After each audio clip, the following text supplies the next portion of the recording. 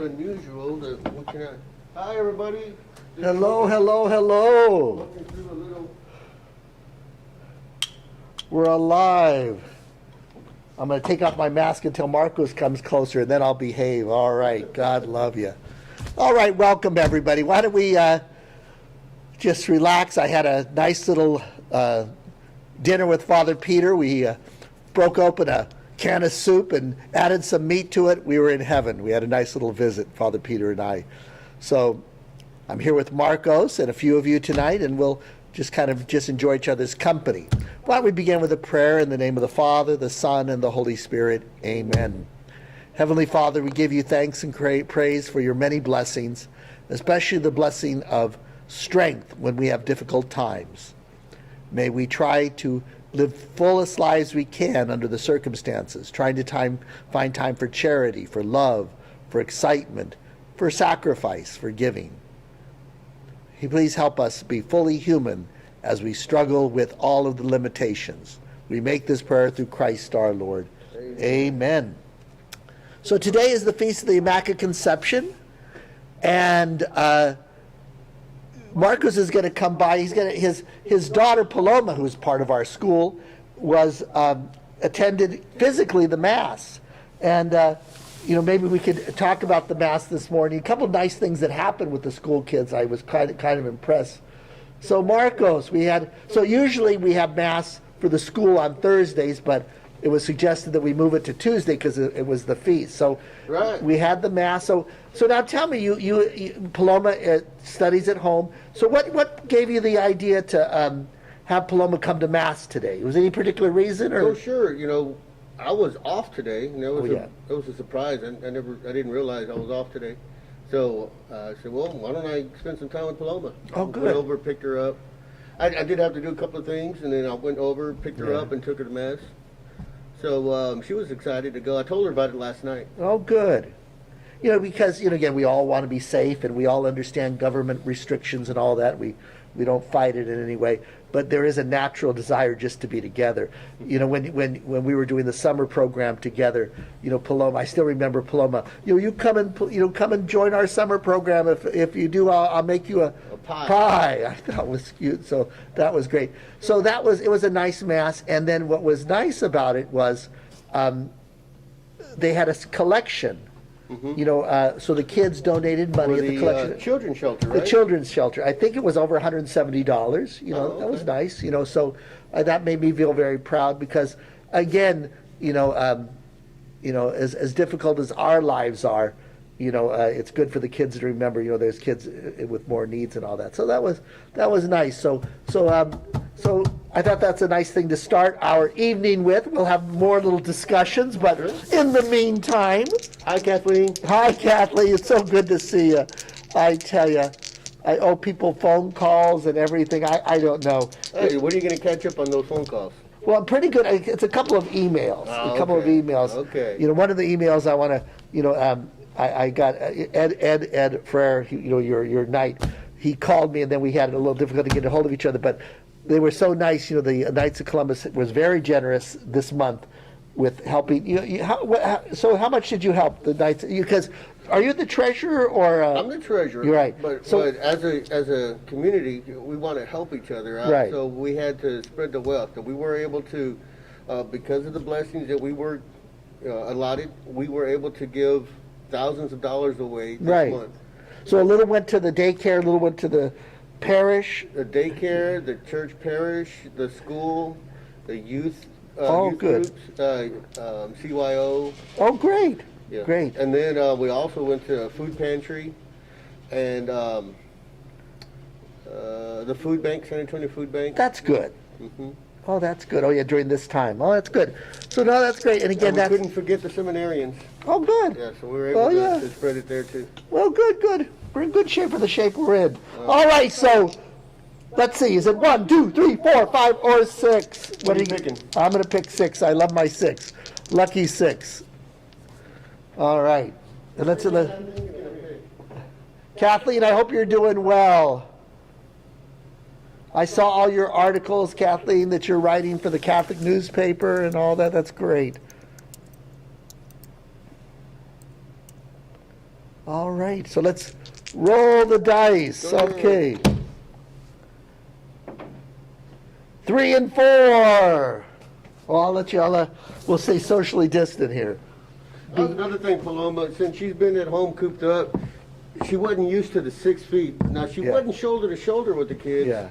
and everybody was masked. Yeah, yeah. But she just wanted to follow along, and it was a little bit, it was more like 4 feet instead of 6 Oh, feet. yeah. Maybe a little 3.5. Yeah. But it's okay. Especially when you have a mask on And a big building. in a big building, yeah.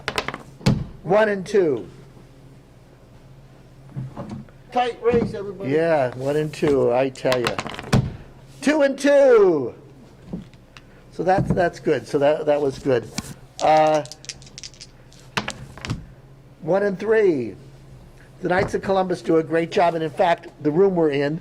By the way, we got to put out our picture maybe when we have a chance. You know, there was discussion as to using it in the service more often, so that's why it's over there. Oh yeah. Well, it was so nice because we had it for the Beatification? beatification. Yeah. Right. Oh yeah, we can always move it. Yeah, but it's always nice to remind ourselves, because this is a great place for the Knights to do ministry too. Well, I wasn't sure if we were going to have the video game set up, but of course, Oh, yeah. since it's going to Yeah. be Christmas vacation. Right. And we'll talk about our plans. 2 and 3.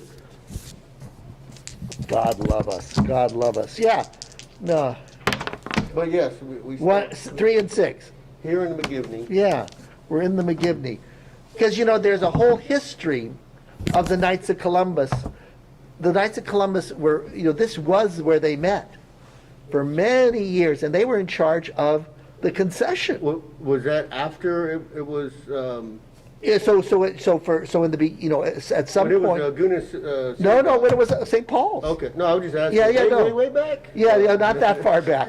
But so no, the Knights, and this was this is why it's so important that people, reclaim the community center. It's great to have weddings and all these things, but really, because originally, St. Paul's was going to buy all the houses and tear the houses down. Mm-hmm. And create their own Community center, right? Community center. And so they bought all the houses, and then in the meantime they bought this. And so I think there was a little struggle to figure out, how to, and I don't think, I have it down pat, but again, at least now it's much more, more involved. 4 and 1. Well, you know what, I was so impressed, one of the beautiful things is that our Spanish community has done a beautiful job of making this there. They obviously do a beautiful job at Mass on Sunday, but during the week, the 11:30 Mass, and I heard Mr. Heel died. We lost a good guy. Oh, a real nice guy. So this Gil Gonzalez. yeah, Heel Gonzalez, and to his wife, we extend our condolences, our sincero pésame. But he would come with his wife, and they would do adoration of the Eucharist in the morning, pray the prayers in divine office, and lead the music. And even remember, he was helping me with the Spanish class. Oh no! When I think I just heard this morning, so I offered the mass for him. I remembered him, but Hill was a class act. Yeah, I heard this morning. It kind of threw me for a loop. Oh yeah, no, exactly. No, I was crushed. And he's got a beautiful wife, Yolanda. But he was so much fun and positive. The whole Spanish community is quite impressive. That the group, and 4 and 5. So was there obviously the Spanish were here at the 11:30 Mass? Was there any mention of him or? Yes. Yeah, I'm sure. Yeah. And we had a good turnout this morning. Also, I think I counted somewhere around 30 people For the 11:30. for the 11:30 Yeah. Mass. Yeah, and Miss Hill's wife was not there. No, No. But again, she's just overcome. It must have been last night that he died. Yeah. Last night, I heard early this morning. Yeah, that's what I did. So so that was sad. Just a nice guy, but again, St. Paul's, Spanish community has made the community center and the parish, so much a part of their lives. 4 and 5, 4 and 1. So that was sad. That was sad news. But I'll tell you, if there was somebody ready to meet Jesus, it was him. So that was something. So 5 and 1. So we begin. We have the feast of our Immaculate Conception today, but we're going to have a big mass at 9:30 on Saturday for Our Lady Guadalupe. Usually, especially during the week, we would have Our Lady Guadalupe at 6 in the morning, 6:30, and all that. I remember. But the thing is, it's Saturday anyway, right? And so why get up early? So, and again, who's going to do it? Because I love doing the Our Lady Guadalupe Mass, but Father Krieger has so connected with the parish, and again, he's not our associate, but he does, he makes it part of his life. So he's going to do the bilingual Mass. I think that it'll be well appreciated. He does a nice job. He preaches with fire, doesn't he? Forgive me for asking, but when you say he's not our associate, so he was never. See, Father Krieger, you could be a priest in let's say like Father Peter is not my associate. Right. He's a priest in retirement. right? So Father Krieger, his main work is to work in the marriage tribunal, Okay, and so he's at residence at St. Paul's. understood. He's at residence, so we say a priest in residence or at residence. Right, it makes sense. Yeah. So I was just wondering. Yeah. No. That's So what. as far as associate priests here, I'm it, baby. This is it. This is all you get what you pay for. Oh no, this is it. This is it. I was just wondering. And with the thing I have the benefit is that we've always had a few retired priests that can help, Sure. but also the seminary. It's helpful. Okay, 1 and 2. 1 and 2. 1. Oh, and 1-1. All right. Yay! So what did Kathleen do? Let's go find out. Let's find out. See any comments?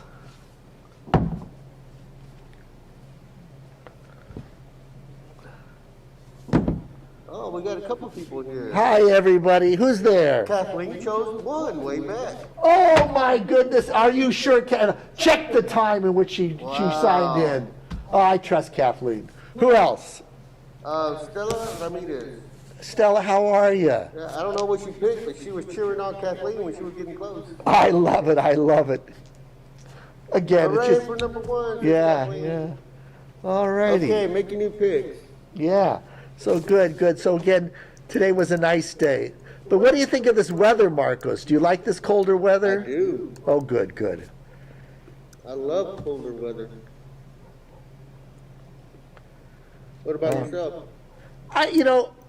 I appreciate it, but the heat is a little better for me. Because you can always cool things down, Can you? Yeah, because most of us are not outside, are we? Well, No, you're right. It's in my opinion, you can only take out so many layers of clothing. Yeah, no, that's right. All right. So our topic has been so far the school mass, Our Lady of Guadalupe. Oh, Immaculate- confessions. Oh, that's tomorrow, right? Tomorrow. Wednesday. It's not today, is it? No. So 6:30?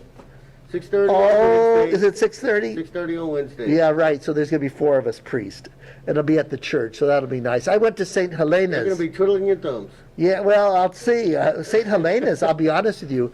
St. Helena's, St. Helena's is in an area where it seems like the parishes are much more scattered or spread apart, right? So that's here in San Antonio? Yeah, that's in San Antonio, but they're spread apart. Here it's we have St. Gregory's, St. Paul's, St. Luke's. Yeah, and then Holy Rosary? Holy Rosary is close, and we also have the Little Basilica. So we're also close that sometimes a lot of people are members of all 5 parishes, so they kind of choose based on their schedule. Right. But at St. Helena's, I think they're pretty much, there's not a lot of parishes next door to it. So their confessions, it was quite impressive. So when was that? That was last week. Okay. That was last week. And so I was kind of impressed the way they did it. Very, very nicely. Were you lending an ear or a hand? Yeah. They called me up at the last minute. Yeah. And said, can't remember what day, what it was, what time, what it was. Maybe And probably started out with please. Oh no, I was thrilled. So it's good. It's a lot of faith out there. A lot of faith. Okay, I'm going to stick with 6 again. All right, I'm going to go with 3. 6 and 3. Oh my goodness, was that timed right? I had to wait to see what rolled. I love it. 6 and 2. Just playing. I hear ya. Pick 2 anyway. I love it. So as we go along, we'll talk about our programming. One and one. So, you know, everything we've done with our TV ministry, it's been just guessing, you know, and all that. And so, you know, what we think we're going to do is, with the holidays coming up, we're going to probably stop doing the Tuesday night events for a little while, because what I want to do is I want to organize with some adults a program like this, but at 6:30 for kids, kind of a variety show, you know, from 6:30 to 7:30, and we may move it over to the school, because then, like one of the contests could be a free throw.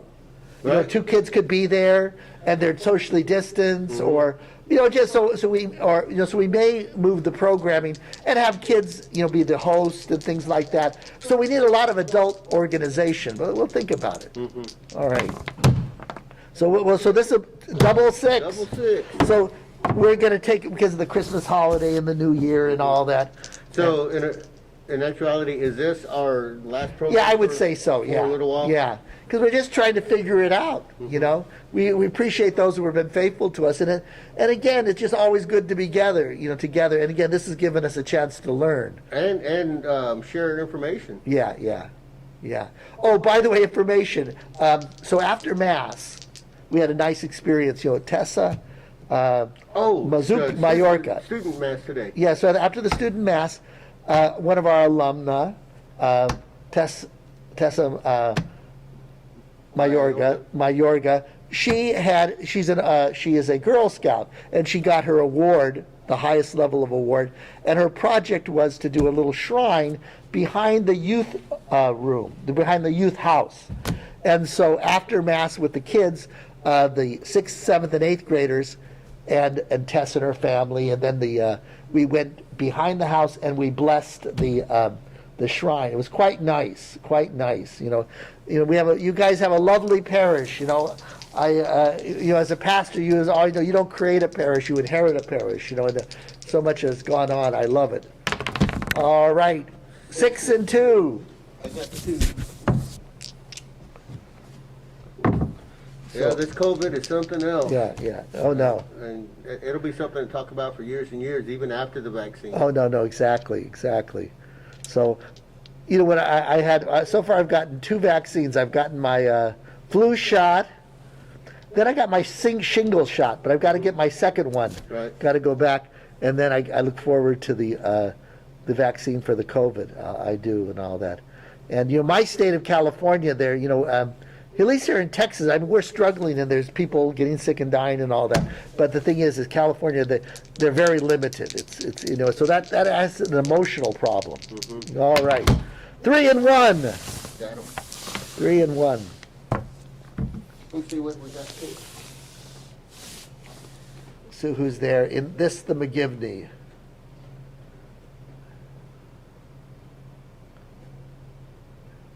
Okay. Raymond Sr. says he'll go for 4. Hello, Raymond. How are you? Every time I watch Everybody Loves Raymond, I think of you and your wife, Raymond.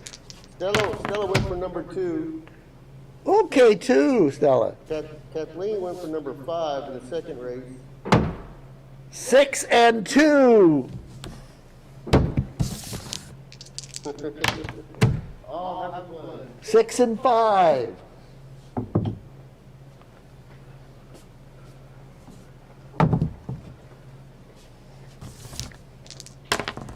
Six and 3. Oh, for once I won. All right. No. It's been a while. Yeah, no, exactly.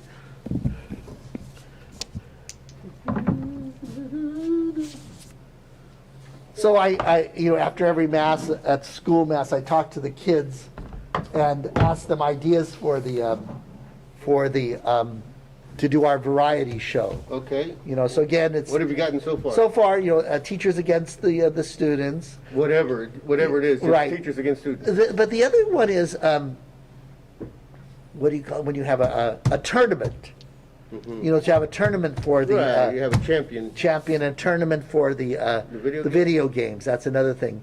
But I still think the free throw would be fun. You know, the Knights are famous for their free throw contest. Yeah, we could have a variety show or at least Yeah. a segment where Yeah. it'll be honing up your free throw skills.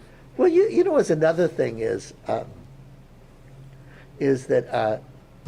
the kindergarten teacher said that the kids love to dance, her age group. You know, I said, well, okay, you know, I mean, anything. So is that just a free for all kind of deal? You know, she's the teacher, not me. I don't know what, but I just that was another idea, you know.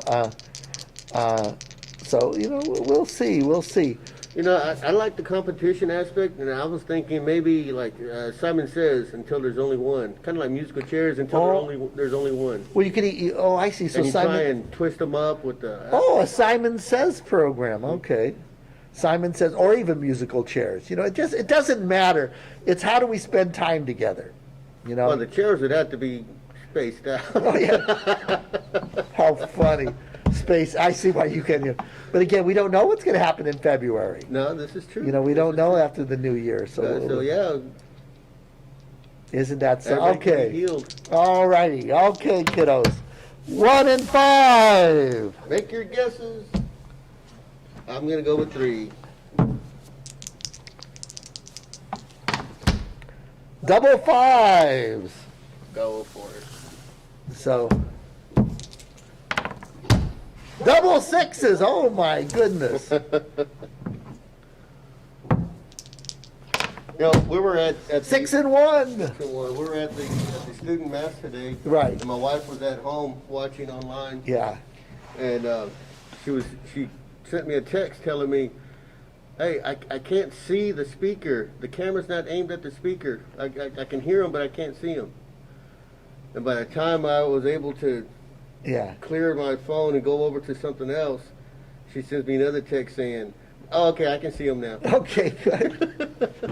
Because remember, So, audience participation. this is humiliation ministry. You know, we don't know what we're doing technology-wise. You know, so we'll see. We'll see. All righty. 1 and 4.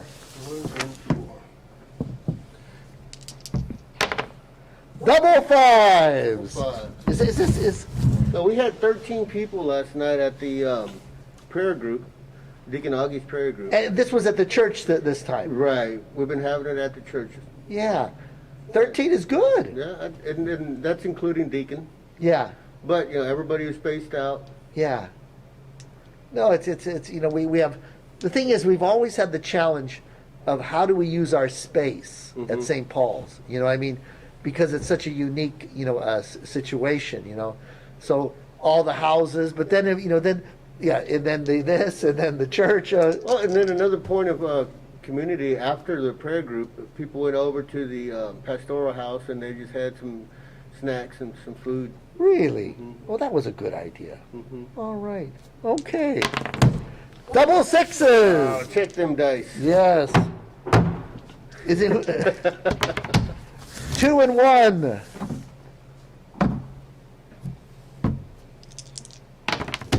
Six and 5. Oh, we're in a So how are your glasses doing? much better. 5 and 2. Okay. Oh yeah. So I see you're not wearing them. Well, you know, why am I not wearing my glasses? Because of why? Oh, now I see what you do there. Is this I put it at the end so they don't fog up. okay? So, oh, hey, wait a minute. Maybe that's the solution. See, that's why I don't wear. So let me see here. So you're saying if I do that, I'm all right? I don't know about that, but Oh yeah, well, my glasses. Okay, editorial opinion. 3 and 2. So that, because that's one reason why I keep taking them off is because of the you're fogging up. 4 and 2. 3 and 2. 6 and 1. Oh, we got 6 and 1. 5. Who's on? Is there anybody on 5 here? I got to figure out who my competition is. Is she still on it this time? Oh, she's still watching, yeah. Oh yeah, but is she still number 5? Yes, and she said your glasses look fine, or look good. Oh, good. They're very suave. I'll tell you. Okay, is it Kathleen or me? Kathleen, you're God's beloved, but guess what? It's all about me. Maybe, All maybe right. in February, when we kick this back up, Yeah. when you guys will get some that are not ready. Exactly. Well, good deal, I'll tell you. So good deal. So now we're also now getting ready for renovating the parking lot, the playground area. Because again, when we say playground, parking lot, that's always been the it's always been both and. It's always been the playground and the parking lot at St. Paul's. So, Now, are there plans, like blueprints? oh yeah, so we have an architect. So first of all, Victor from the Knights, he did something already for what we call the Guadalupe Plaza, and Mary Martinez had been involved in that. So that's already worked out. We're only going to change what the coverings will be. We're going to use these wooden pergolas. And then so there's Our Lady Guadalupe right in front of the church, on the side of the church. Then the parking lot and the new fence, and we're trying to do an electric fence. So then when the kids are at school, it's all closed up. And then the area behind my rectory is going to be a bit of a plaza, which will be an entrance into, the school now at the gym and the courtyard. So God loving. I'm envisioning this electrified fence for the kids to play around. Oh, exactly. Yeah. No. Just the entrance. It's not electrified. So that's good. So no, we'll work it out. You touch it. No, you touch it. Exactly. So we'll see. And again, because of the generosity of the parishioners, and because my staff, we didn't use the 2 festivals for our operating account. We just set it aside for the purpose of, renovating. So, is it? Two-face. Okay, good. All right. So, Emma from San Antonio, Father Judd from New York, who was an alcoholic, who worked with alcoholics and people who had AIDS. Chiara Lubbock, a good Italian who even in the war was still positive. Father Peter Claver, who worked with the slaves. Father Maximilian Colby, who honored Mary and died in a concentration camp. And then the famous priest, Father Biles, and again, did he make it on the Titanic or not? Oh, that's right. So what we're going to do, we're going to cheat. I'll tell you, I want to know what happened to Father Biles. Even if he doesn't win, We have to know. we have to know before we leave. All right. Well, you know what? If things go well, then we can read the rest of these bios just to find out about it. We're going to go for it. Okay, so now, number 3. Let's go with Father Peter Claver. St. Peter Claver. St. Peter Claver, all right. So again, am I socially distant? I can't read if I don't do this. Yeah, go ahead. So he was born in Spain, all right. So we know he was born in Spain, all right. Born in Spain. Number 3. There you go. What else? Okay, he had a great academic career, all right. And he joined the Society of Jesus, all right. All right. Number 2. That would be Colbert. No, Maximilian. Yeah, Colby. Maximin Kolbe was born in what country? Germany? No, Poland. Oh, okay. But probably, I'll be honest with you, there's a chance that this part of Poland, oh no, this says it was part of the Russian Empire. Okay. Yeah, because Russia, When Poland got yeah, split yeah, up. right. So he was, so in Poland, but would have been part of the Russian Empire, all right? So that's where he was born, and so he was born in what would have been Russia, but ethnically Polish, okay? Number 3. All right. Claver. So Father Peter Claver, okay? So then what happens is, Peter volunteered to go to the Spanish colonies. So he wanted to become a missionary. All right. What year was this? So Father Peter Claver was born in 1850. Oh, wow. No, 1580. Okay. 1580. What am I saying? So he was born in 1580. So 100 years, a little over 100 years since it's been discovered, the New World. Oh yeah. So exactly. So don't remember, Mexico. By the time, let's see if I have my head straight. By the time the Pilgrims arrived in the East Coast, there was already a university in Mexico. Okay, so we're probably 150 to 200 So years after. Yeah. So we're very, Mexico was very advanced by the time they arrived here. 5. It's Father Michael. Okay, so Father Michael, all righty. Okay, so he was born in what state? New York? Yes, from Brooklyn, 1933. Number 3. Yep, Claver. Father Peter Claver, okay. So to the church's credit, because this is the big problem here, is how embarrassing it is, how the church is sometimes behind on certain things. Nuh-uh. Yes, it is, because we're all human, and we're also victims of our history. Yeah. So 2 popes, Paul III and Urban VI, decreed prohibiting slavery. Okay. So at least the church came against slavery, but it still flourished. So Peter Claver worked with the Jesuit father Alonso de Sandoval, who had served the slaves and learned their customs and language.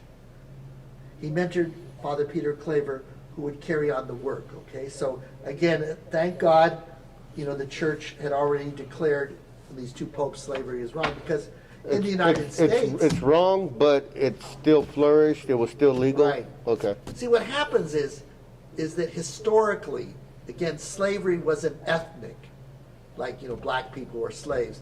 Originally, it was who won in a battle. Sure. See, Yeah. so, Losers captured and sold. Who was captured? So, so it was. So the thing is, is that anyone who ended up, captured in war, you had 2 options: escape, which is hard, get killed by the sword, or become a slave. So in some sense, Yeah. and so so again, very complicated. But again, so it was kind of the form of punishment for losing a battle.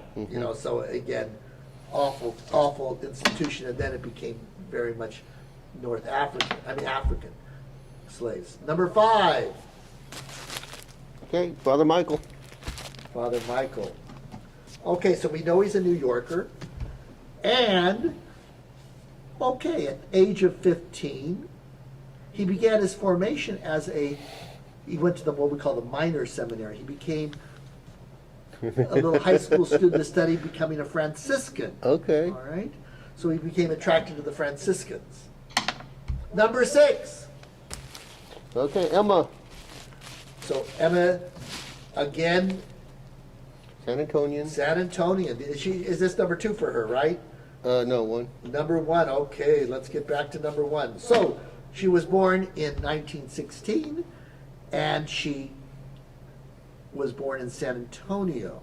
All right. All right. Her parents were devout Catholics, and she experienced racial tension from within her own family because some of her relatives were purely Spanish, and they looked down on The native. those who were, had Indian blood or Mexican. Yeah, so that's, it's racism is all over the place. It's even sad. There's always somebody feeling like they're superior. I was in LA. I was visiting with a woman who was African American,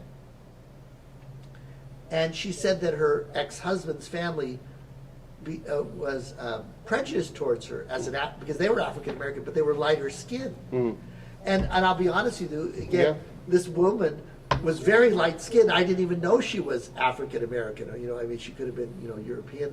But again, even in, I mean, I saw it firsthand in my house growing up. Oh, how dark your skin was? Oh, you actually could see that, huh? Oh, and I heard my grandmother talk about it. So. Oh yeah. So it was a first-hand experience. Right. So you can even it's even. There was one summer where I was at the recreational pool. Yeah. I would come home, and my grandmother was complaining about how dark I was becoming. Oh. And so I went into the bathroom and got her white shoe polish and put it all over my face, all over my body, just to try and make her happy. Isn't that something? It didn't work because I was in trouble for using up her white shoe polish. I know, but again, it kind of creates self-hatred, doesn't it? Oh, I could. It could. Yeah. So that's interesting. But yeah, my dad's side of the family is darker than my mom's side. Right. Yeah.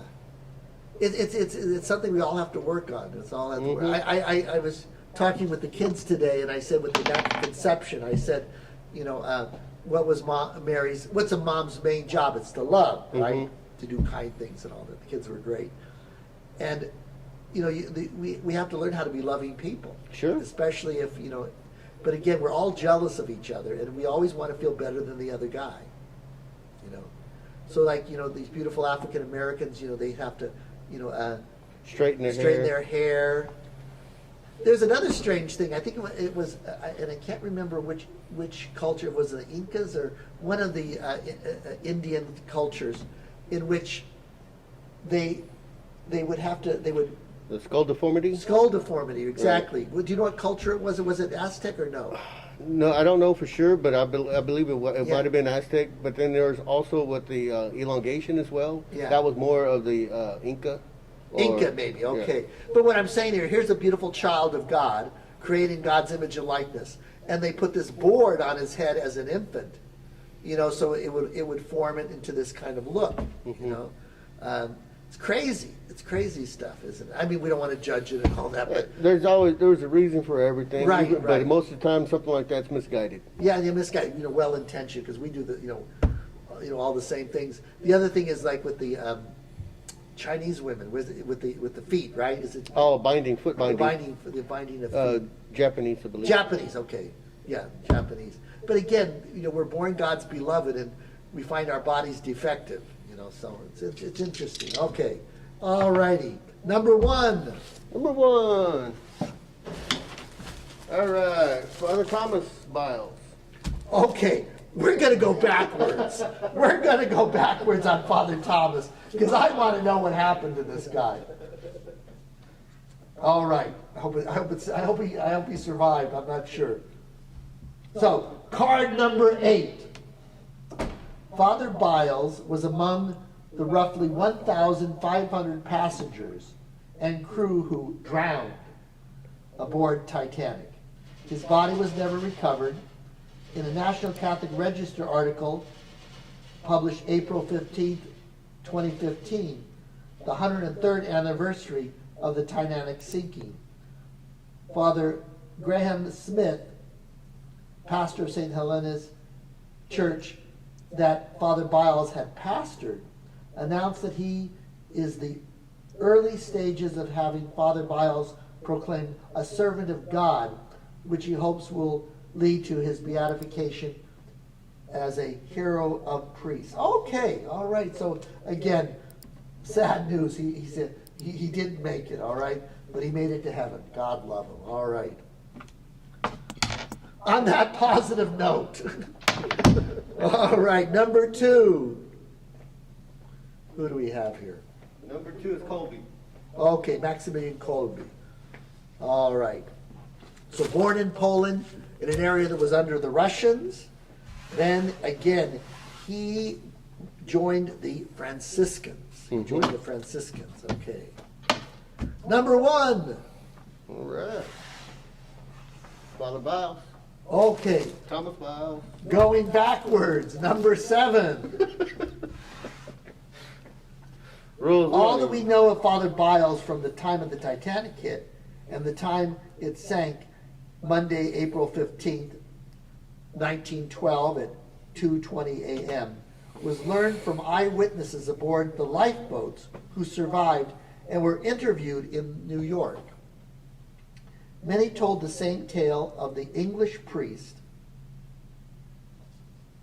and he was English, that's right, English priest, who raced around to third class to help the passengers, so he was helping the passengers. He had a remarkable calm, one reported, like an angel. He blessed everyone. He sang. Many of those left aboard after the last lifeboat departed reportedly knelt down around Father Biles, and he led them in an act of contrition. Several women survivors reported that sailors had at least twice urged Father Biles to get into a lifeboat, but he refused. All right. Good protector. Good protector. You know, the Holy Father is having a holy year in honor of Saint Joseph. Okay. And I when I heard that today, you know, Jesus, you know, Saint Joseph is the protector. You know, and I think, you know, obviously we have all these wonderful role models like of Immaculate Conception, you know, mothers being, you know, loving to their children and all that. But there's a kind of a nice little thing, especially in the McGivney here. You know, men should learn how to be protectors. You know, be protectors and not, you know, exploiters or whatever. So to be a protector, and Father Biles was obviously a protector. Number 6, Emma. All right. So Emma was politically active, and Emma's politically active grandfather, with whom Emma would live in San Antonio's west side for much of her childhood, instilled in Emma a strong sense of social justice. At the age of 16, she joined the Women's Auxiliary of the League of United Latin American Citizens. Interesting. You know what? We had a funeral for a wonderful woman, just lived down the street here, but she was called, I'm trying to remember what the name of the organization, but she was a Latina, you know, in the, I'm guessing 60s or 70s, maybe 60s, working for the city.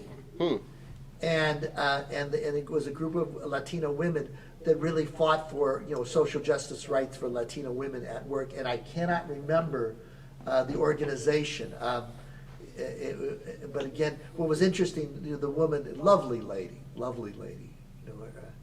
just a lovely lady. But when she knew she was dying, I went to the home, and all of the ladies that were involved in her organization, you know, were there, and they were talking about those days in which, and again, maybe someone can remember. So it was a Mexican-American group of women who fought for rights in City Hall, you know, for their employment issues. Let's see here. Number 5. Father Michael. Father Michael, all right.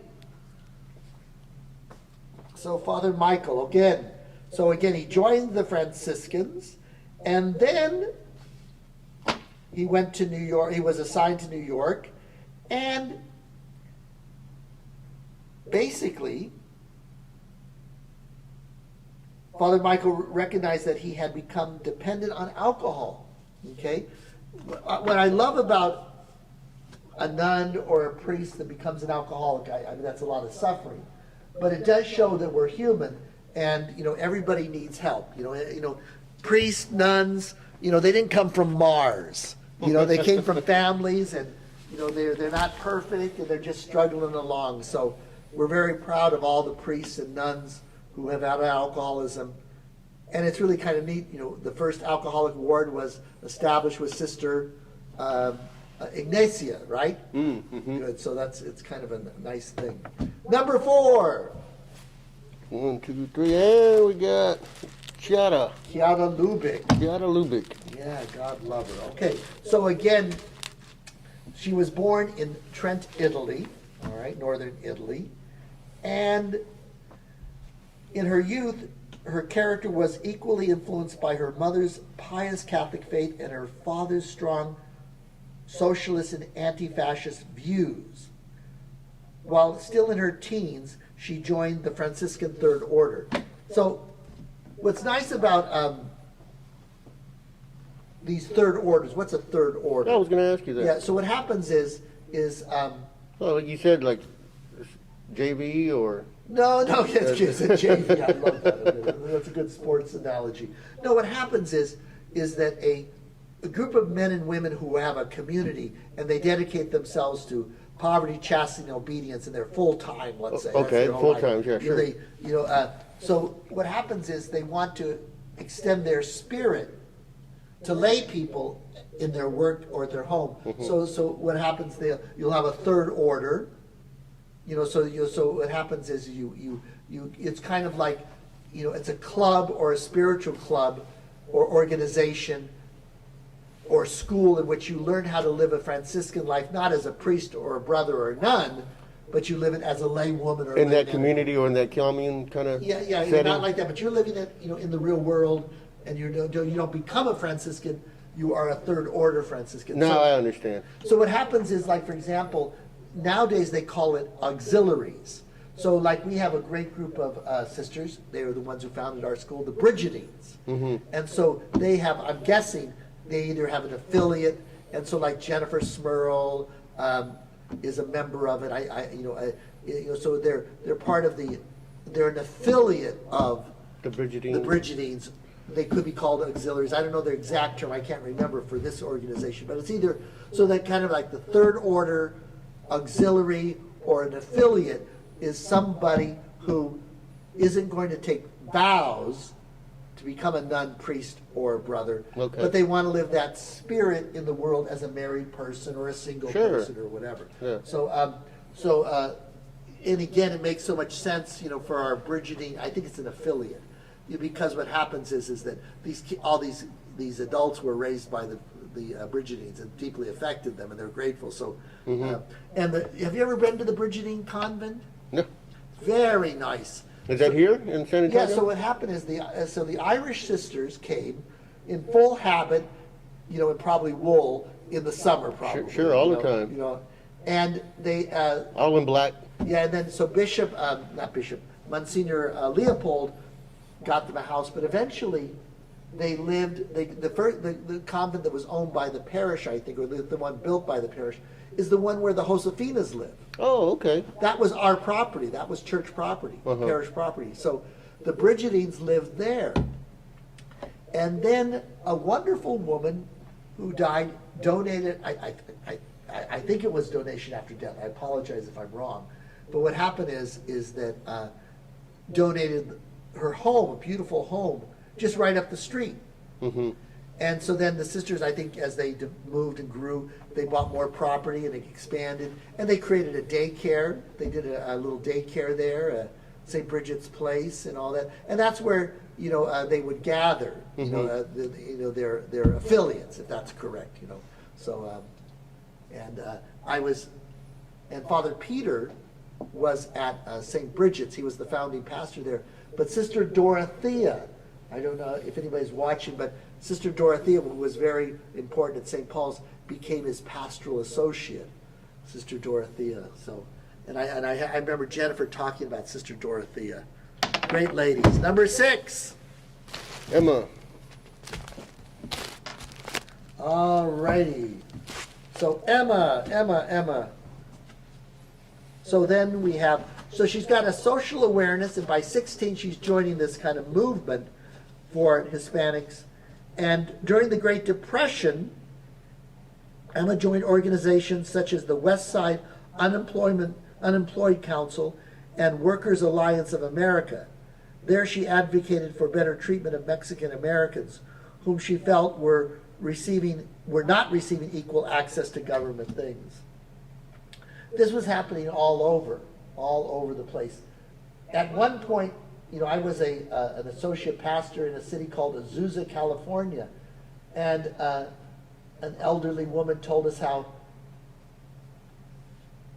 in the public pool, there were days in which the Anglo kids could use the pool, and then at the end of the week, then the Latino kids, and then the pool would actually be drained for the Right. and again, it's embarrassing that people, and again, would we have thought that way, I have an update from Kathleen here. Yes. Kathleen says that she is an associate of the Congregation of Divine Providence.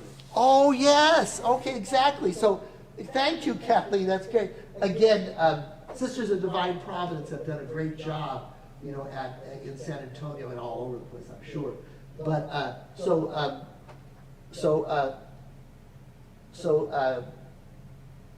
our wonderful friend Kathleen is a member, but also, as a member is our friend Ken. Oh my Or goodness. Jency? No. Who's our friend at the? He's always so good about. Go run over there and get his name. He's the one who was Sam Kenzie. Thank you. Yeah, thank you. So Sam Kenzie, he was raised in I guess the sisters had a military school. Oh. And so Sam Kenzie, he's a member too. Sam, I forgot, it was a senior moment, all right. Yeah, so Kathleen said she had a 1-year formation before being accepted into the life. Yeah. Let's say into this third order, and they live the carols of the sisters. Right. So she does use the term third order. Huh? Right. Yeah. So she had a year of study about it, and that's great. That's great because not everyone is called to a religious life in the sense of joining the community, but to have the charism. Yeah.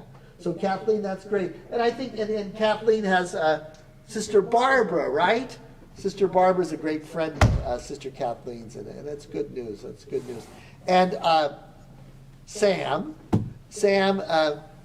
he is so involved with the the Sisters of Divine Providence, and so he would, before the COVID virus, he would go to where they have their assisted living and their convalescent home, and he knew what every nun liked for candy. He would bring them the candy.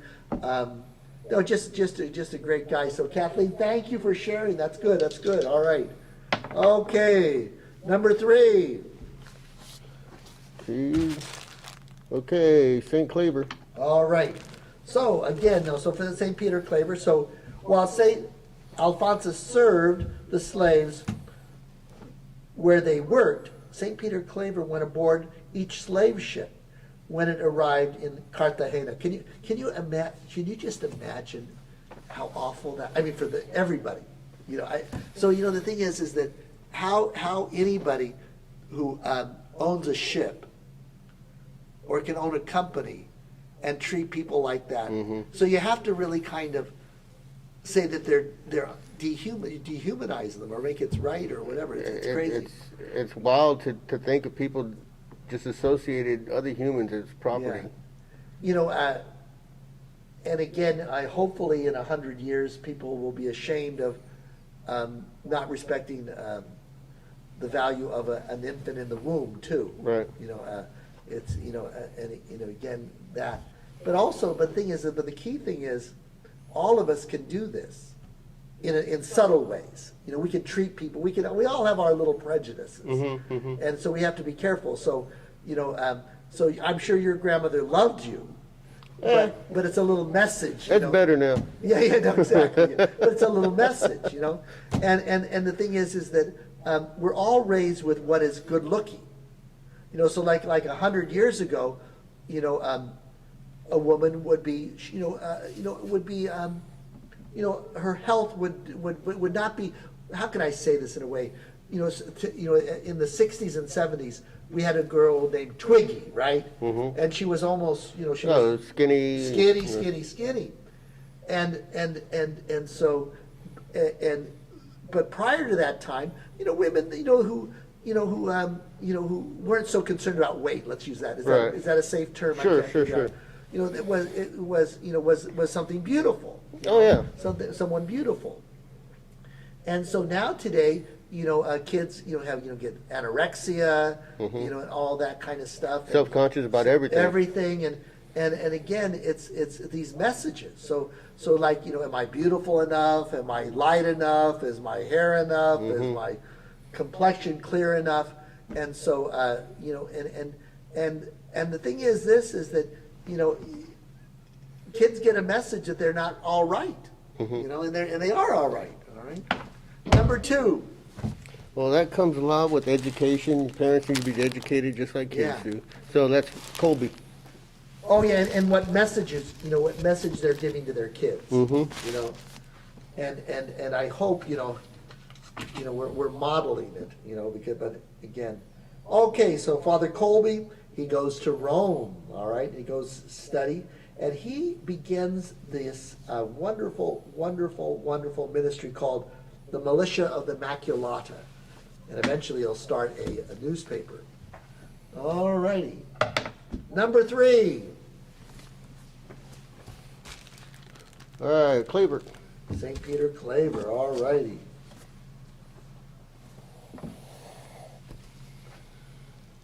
So Father Peter Claver followed the slaves from ships to the penned yards where prospective buyers awaited.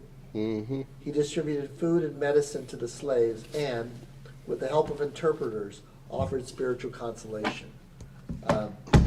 That's something. That's something. See, and it's, you know, it's very complicated about Catholic priests and nuns and priests. You know, how much do they support the state, and how much are they independent of the state? How much do they challenge the culture? How much do they kind of reinforce the culture? And so, like, you know, it's very complicated. You know, we were studying today with a colleague of mine how Father Sarah came from Spain, you know, to minister spiritually to the Indians, the Native Americans. And Father Francis Xavier, whom we celebrated just a few days ago, he eventually went to India. But again, their motives were good. But like after the death of Father Sarah, you know, awful things happened to the Native Americans. But during his time, you know, his motives were good. And he tried, you know, like in fact, there were, in San Diego, a group of Indians killed a number of soldiers. And he wrote a letter, you know, to the governor at the time, let's give them a punishment. But, you know, he said, but let's be kind to them. Let's you know, show some kind of mercy to them. You know, so he was trying to, but again, what happens is that when we as a church get, you know, involved with the government, sometimes it gets complicated. You know, whose side are we on?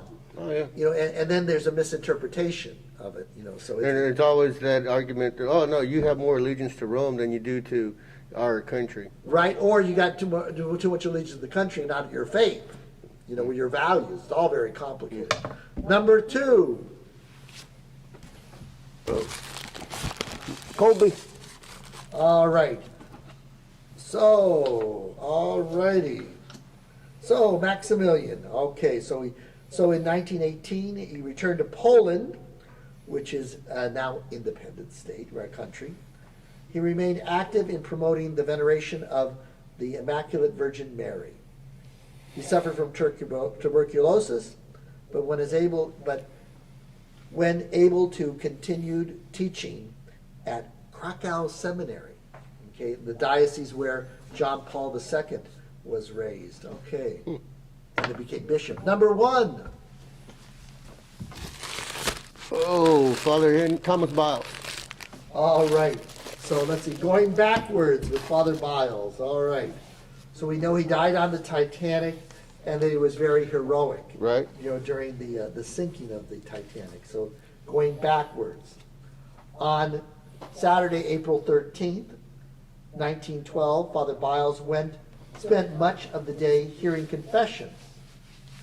Then on Sunday, April 14th, he celebrated Mass for those in the second class, and then again for those in third class. So, you know, there was a real division, you know. So my family we called it steerage. You know, so my you know, our relatives, the Back of the boat. Yeah, well, the bottom. Bottom of the boat, and yeah, back. the bottom of the boat. Back would be all right. The bottom of the boat is, you know, Well, I thought the steering was in the back, so. no, steerage, as in cattle. Oh, gotcha. Yeah, I think that was the idea. Okay. Well, maybe I'm wrong. But you weren't the only ones. Yes. Oh, yeah, no, exactly. Yeah, everyone suffered.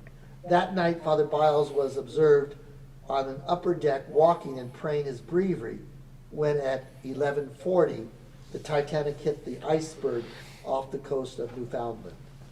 The air filled with screams, chaos, and the sounds of metal being ripped apart as the vessel began splitting in two.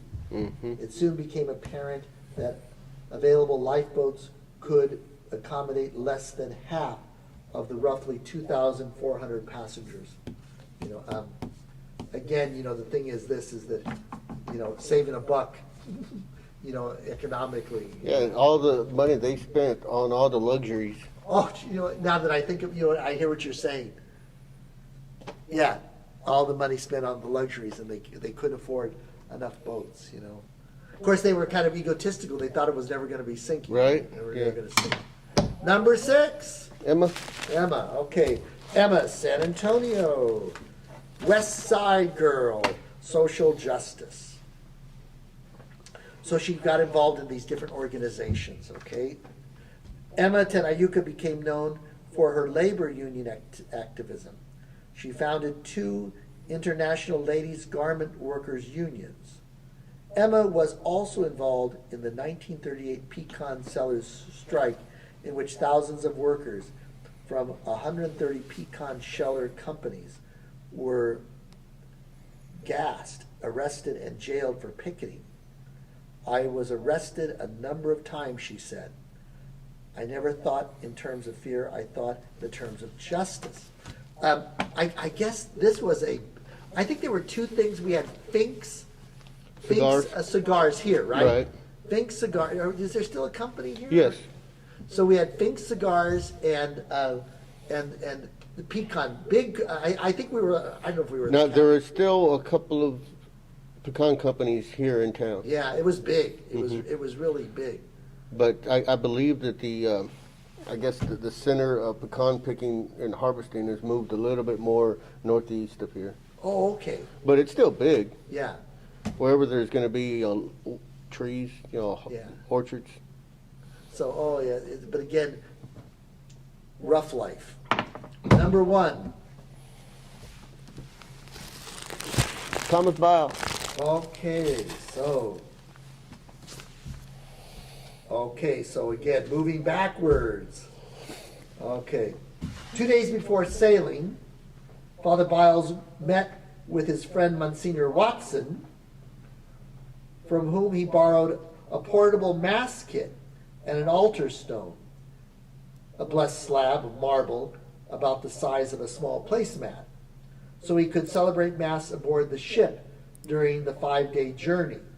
Father Biles boarded the Titanic in Southampton on April 10th. 2 other priests were aboard, but Father Biles was the only one who spoke English. He quickly made friends with and administered to many passengers, especially the 700 in 3rd class steerage, many of whom were Irish immigrants on the way to a better life in America. So I had dinner with Father Peter today. We made a quick soup, and for some reason we were talking about poverty, and one of the themes of Father Peter's life, he lived on a farm. In my mother's life, being in Ohio during the Depression, in other places, they didn't even know they were poor. Right. And that became the theme. So I heard that story from kids who were raised on the West Side. We didn't know we were poor because everybody was struggling. Everybody was struggling. Number 1, Father Biles. Number 1, going backwards again. All right. Card number 4. In early 1912, Father Biles received a request from his brother, who used to be a Jesuit, right, but never was ordained, to travel to Brooklyn, New York, to officiate at his brother's wedding. So that's where It's his fault. Exactly. And again, the parishioners are the ones who raise the money. Oh, Number 6. It's their fault. Exactly. Emma. All right. Okay. So good deal. All right. So Emma, also became affiliated with the Communist Party in the late 1930s. And again, we have to understand it. The other woman who became very involved in the Communist Party in the United States was Dorothy Day. Mm-hmm. It was seen as just a mechanism in these minds was for the worker. It was for the worker. Let's not take away everybody's stuff and redistribute it. No. Okay. Yeah, I think it was much more that. And but what's interesting is that Dorothy Day, she was impressed with communism, but she was more impressed with the way, in some ways, the poverty of the poor Catholics and their attempts. It was so she gave up the Communist Party when she was baptized, and her daughter was baptized. But again, she was always for the worker. So what happened is the Communist Party would have, I think, a newspaper called the Daily Worker. Right. And they would sell that for a penny. And so when she started her newspaper, it was the Catholic Worker.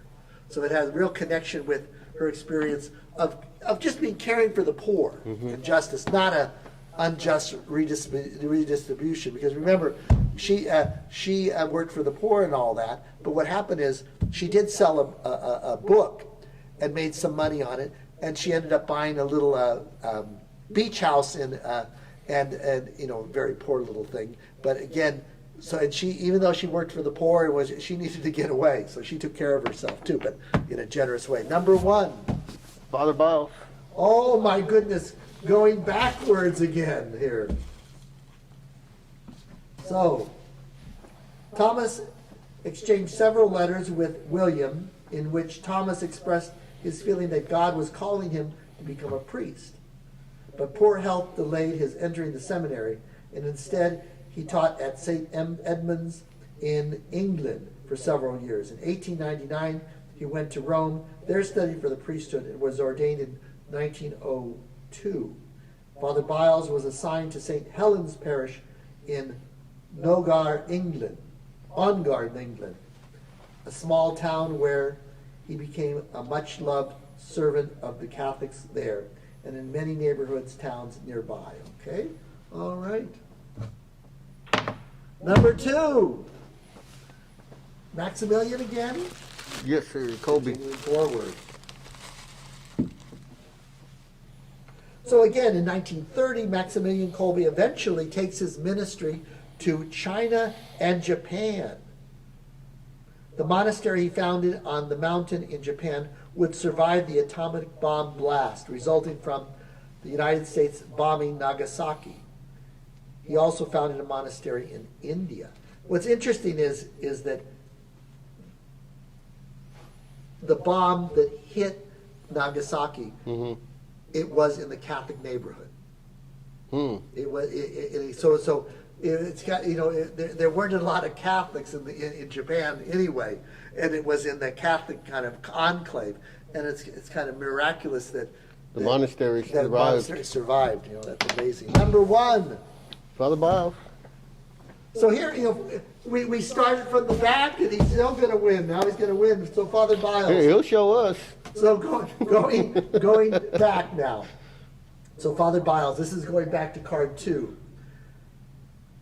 Okay, he excelled in mathematics in school and Oxford.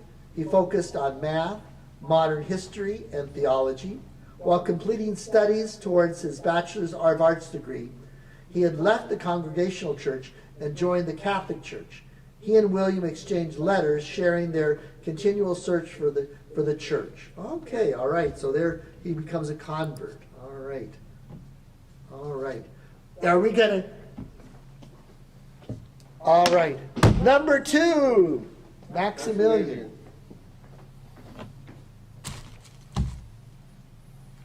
All right, so then Father Kolbe returned to Poland due to his poor health in 1933, and he remained active in anti-communist causes. In 1941, the monastery he lived was shut down by the German authorities. Father Kolbe and 4 others were arrested and eventually transferred to Auschwitz. There he became known as prisoner 16670. All right. Number 4. Okay, Chiara. So here she is in Trent, Italy. As a young adult, Chiara taught primary school in Trent in 1943 while World War II raged. She felt called to a deeper union with God, not through a religious order, but rather as a privately consecrated her life to God, and she did with help of her parish priest. So she didn't want to join a religious order, so she consecrated herself privately with a priest. Okay. Number 3. We got to hit the road here. Flavor. It's our last night anyway, so we might as well enjoy it. We're not going to make anybody upset. Exactly. So Father Peter continued this ministry over the next 40 years. During seasons when slave ships did not arrive, he traveled to various plantations and served the slaves there, catechizing and baptizing many. He never stayed with the overseers. He would instead lodge in the slave quarters. Mm-hmm. He also preached to the slave traders and sailors who transported the slaves, advocated for humane treatment and civil rights of the slaves. Quite impressive, quite impressive. Number 3. He won. Okay, Peter Claver. God love you. Peter Claver died in Cartagena in 1654, 1492. Okay. He was canonized in 1888 by Pope Leo XIII. He is the patron saint of African Americans, African missions, Colombia, interracial justice. In the United States, the largest African American Catholic fraternal organization, the Knights of Peter Claver, continues the mission of Father Peter Claver. So great. Well, thank you for letting us experiment on our dinosaur race and our race to the Father's house. Kathleen, we love you and we thank you. Raymond and your wife and Stella and all of you, again, thank you. Again, we were just here to learn, and it's been good for us. So we'll give you information, but we'll because of the holidays and all of that, and trying to figure out how to what programming would best help the family. And again, we'll have some ideas. We look forward to that. Okay, so God bless you. Thank you. And Marcus, thank you for being a good friend every Tuesday night.